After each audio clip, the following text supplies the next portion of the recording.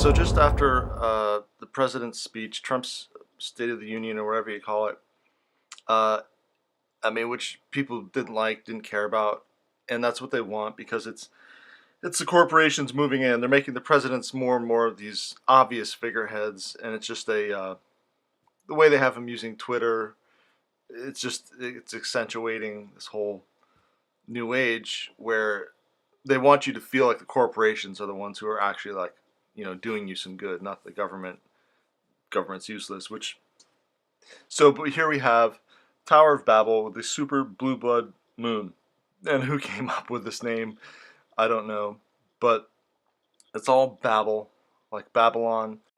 And one of the things I heard while I was at the laundromat was that coffee is a possible cancer risk, and I knew it was coming. I always joke about how like people are going to be like, "I smell coffee on your breath," in the future when everyone's drinking green tea, smoking like a very light version of marijuana, and doing their meditation exercise while the machines run everything, and we're good little pets, and reduce the population, etc. And also the flu epidemic, which I caught the quote unquote flu, and it did, it knocked me out for a couple days. I would rather die than take their flu shot. I really would. Their flu shot is evil. It's just evil. There's no two ways about it. So let's hear what they have to say about all this. Healthcare provider and see if they can get you tested and treated. The big one we've been teasing all day, the link between coffee and cancer. I know. So I think so the news here is not so much is this California judge going to declare coffee dangerous. That's not what this is about. What it is about is a law from 1986 that in California, if you're a business and you are selling something that might potentially contain a compound that could be harmful, you need to post that.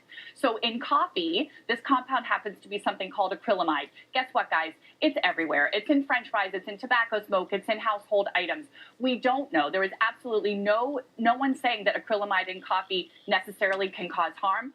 But they will be saying that eventually it does cause cancer, and it may very well, in fact, that could be one reason they've pushed coffee on us, like they have cigarettes and stuff. But, they don't want us moving at the same speed, thinking at the same speed, doing things the way we're moving into the next phase. We have moved into the next phase. They're just playing catch up and shifting us all over. And some people are swallowing this hook, line, and sinker. It's just crazy. People are off the hook about going along with this. So just to put a point on this Babble, this is a book by H.G. Wells, When the Sleeper Awakes, 1899, I believe, and it's about a man who sleeps for 200 years, awakens in the future, and everyone's living in this city. It's all workers.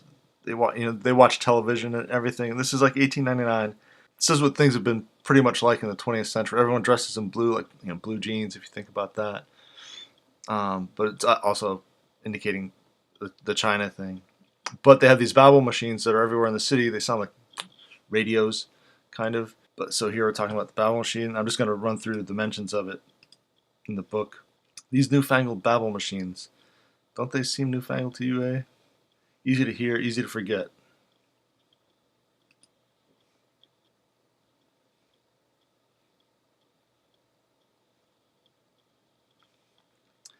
We are setting the Babble machines to work with counter-suggestions in the cause of law and order.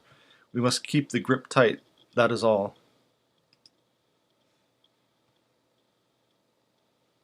The near Babble machine hooted stupendously, gloop, gloop, drowned the end of the sentence, and proceeded in a rather flatter note with the novel comments on the horrors of disorder.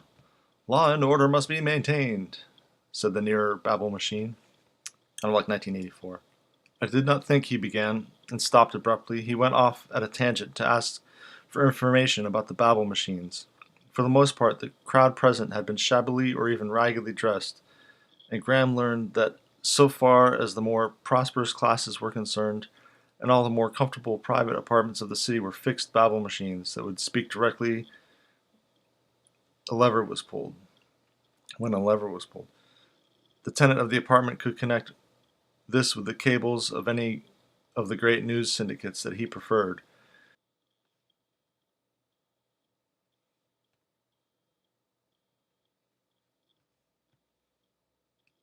So just wanted to point that out. Babble from Babylon.